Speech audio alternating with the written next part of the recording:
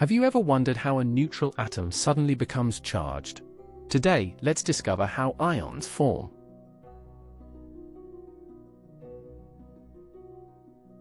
Metals lose electrons. Sodium has 11 electrons. It loses 1, leaving 10. Now it's a positive ion called a cation.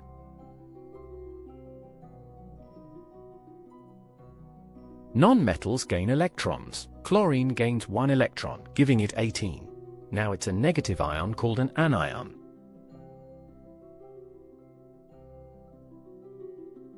The charge tells you how many electrons were lost. Ion 2+ means 26 minus 2 equals 24 electrons.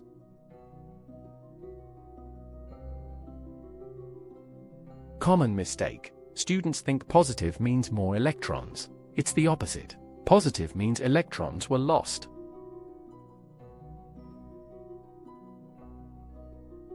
Remember, LEP. Lose electrons. Positive.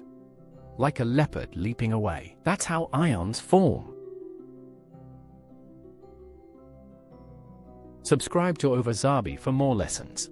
Visit ovasaabi.com.